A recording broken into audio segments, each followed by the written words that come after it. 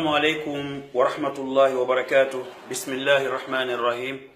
ثم الصلاة والسلام على أشرف خلق الله محمد بن عبد الله صلوات الله وسلامه عليه.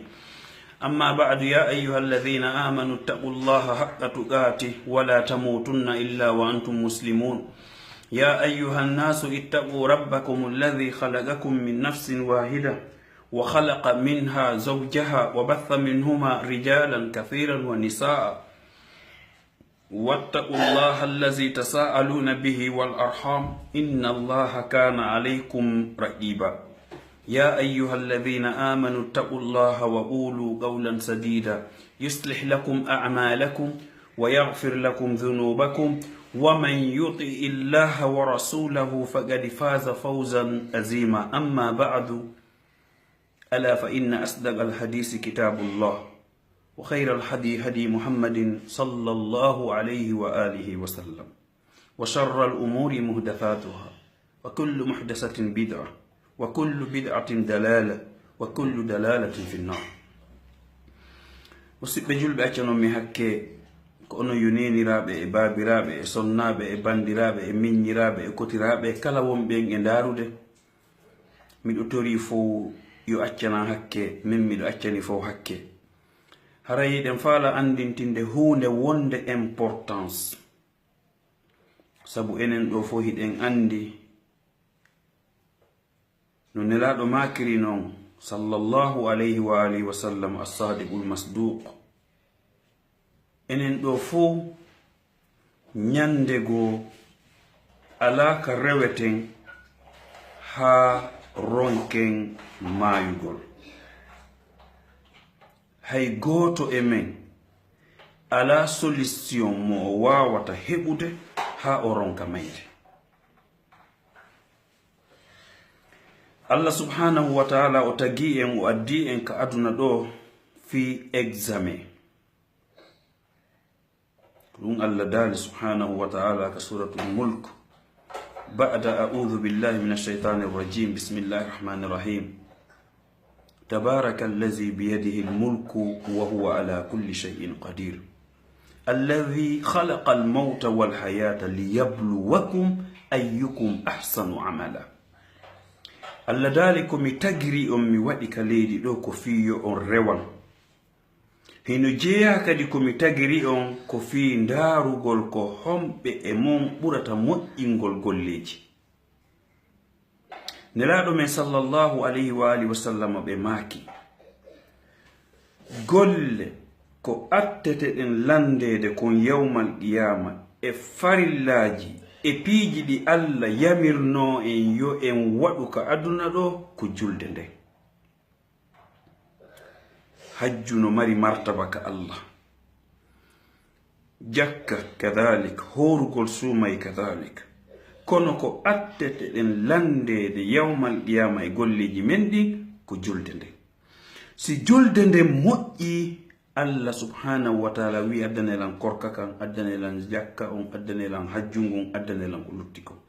Si tawi julde nde boni, Allah daalay subhanahu wa ta'ala mi ala haaju e ko lutti ko. Nelaɗo men sallallahu alayhi wa alihi wa sallama kamɓe andini en subaka ko darɗe ɗiɗi, ɓe andini en fana ko darɗe nayi. Kamɓe kadi ko hombo julnaynoɓe ko Jibril alayhi salatu wassalam. Musidɓe julɓe, ko wona yewtede ɗo kon koko woni importance. En ndaray hande si en yewtiɗo fii yo sonnaɓe ɓen haqqeji ɗi tawata worɓe maɓɓe ɓen hino duwaɓe, en yi'ay commentaire ji buy, partageoɓe buy.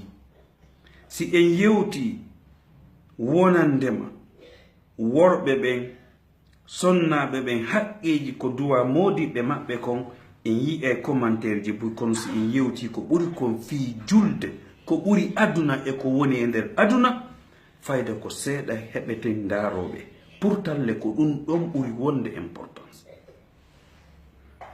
Nelaɗo ko Jibril julnaynoɓe andini ɓe subaka ko darɗe ɗiɗi, fana ko darɗe nayi, alansara ko darɗe nayi, futuro ko darɗe tati, geeƴe ko darɗe nayi. joni noon e nder ɗum ɗo karamokoɓe men ɓen yaltinani en ko wi'ete arkanu salat, piliyeje julde nden, farillaji julde nden. enen hiɗen foti andugol ɗum ɗo ka koyo en fanko lawollah. hiɗen foti jangugol anden diina men kam no wonɗen e jangirde fi andugol programme ji aduna men on ka en duwaka hiɗen duwa. wona no woɓɓe wi'irno noon ɓe wi'i ene ko an woni hasibowo yimɓe ɓen. min wona mi hasibowo hay goto, ko woni miɗo faala andintingol. no gasa e nder andintingol ngol heɓoto haysi ko neɗɗo goto nanuɗo jaɓi gollitiri Allah windananmi ɗum ɗon ka mandanke an yawmal qiyama. si tawi woni komi woni e waɗirde kon ko fi Allah, hara wona fi commentaire, wona fi yo ɓe mantan, wona fi yo inde an wowle partout dans le monde, tawa ko woni e waɗirde ko li wajhillahi subhanahu wa ta'ala. la nuridu minkum jazaan wala sukura, innama nut'imukum li wajhillah. kono hande musidɓe, hino woodi e men yimɓe ɓe tawata si ɓe yi'i yewtowo fi diina ɓe sakkoto ɓe etoto ko honno ɓe ñifirta on ɗon, harale kadi ko leñol mangol, harale kadi ko siɓɓe maɓe.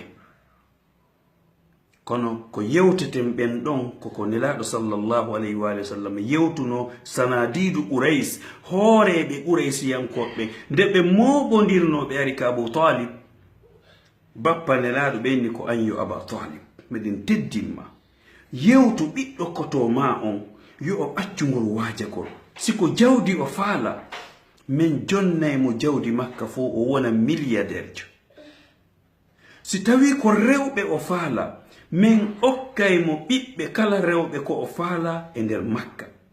siko laamu o faala, min lamminaymo hoore amen, kono yo accugol waajagol. ɓayi Abu Talib yewti ɗum ɗon nelaɗo sallallahu alayhi wa sallam, ɓe moosi ɓe maaki ko onon yo bappa am, wallahi si ɓe ƴettino lewru ndun ɓe jonnilan ka jungo an ñaamo ɗo, ɓe ƴetti nange ngen ɓe waɗi ka jungo an nano ɗo, fiyo mi accito ko komi woni e wadde mi accitata. awa min kadi wonɓe e sakkagol ɓen, wonɓe e yennugol ɓen, wonɓe e aybingol ɓen, faalaɓe yomi décourage o mi accita, wallahi mi accitata illa an yasha Allah, abadan insha Allah.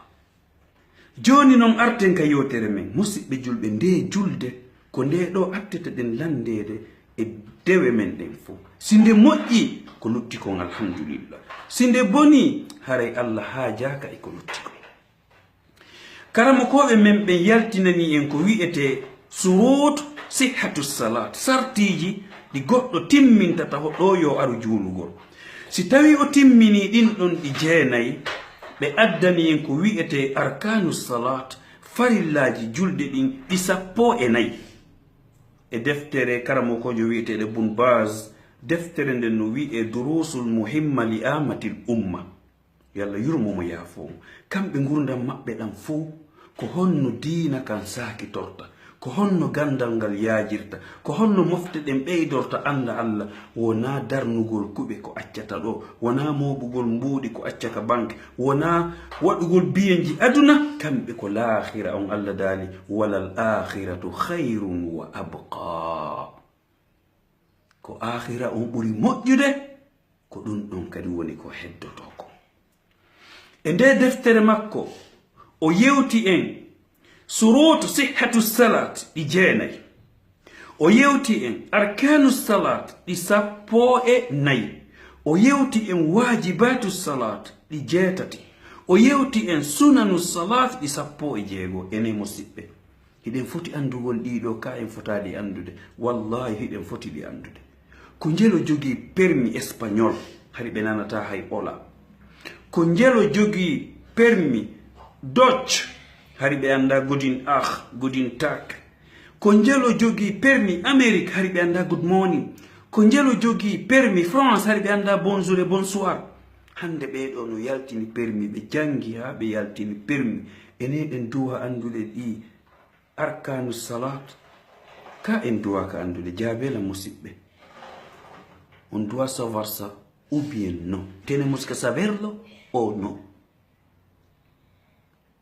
musidɓe julɓe wallahi ka aduna ɗo en iway ɗo bila shak kala ko yangi ɗen si en yangaki fi dina men kan wallahi haray ko ɗum woni sa'a sanka no pati ammakiray nono sa'a sanka haray on tigi yanganike mere yo Allah dandu elle yanganade mere en yewtay inchallah hiɗen tori jama on yo jogitor ɗum ɗo ƴakkirɗe ɗen goto kala si hendike gera pratika hara kala action mo wonɗa e wadde ka julde hiɗa andi ñawore mum nde allahu akbar kala action mo wonɗa e mum ka julde tawa andi ñawore ko wonɗa e wadde ko hal yastawi allazina ya'lamun walladhina la ya'lamun est ce que hino fota ka Allah on neɗɗo anduɗo wonɗo e gollitirde e on neɗɗo mo anda Allah dali yarfa illahu alladhina amanu minkum walladhina utul ilma darajat nyande l'akhira ay gando golliraynoɗo gandal makko ngal suudu makko ndun harano wa'i waka dariɗo ka leydi no suti kode ɗen ka asama yo Allah waɗano yendunɗo allahumma amin hare no yewtere nden yaaji juuti ka vidéo men immo ko ɗon feññinten arkanu salat ɗi sappo e nayi haysko ɗi nayi tun jama on maîtrise hiɗen ɗo inchallah lantori yo jama on maîtrise uɗi wono maîtrise irɗen fatiha allahumma amin assalamu aleykum wa rahmatullahi wa barakatuh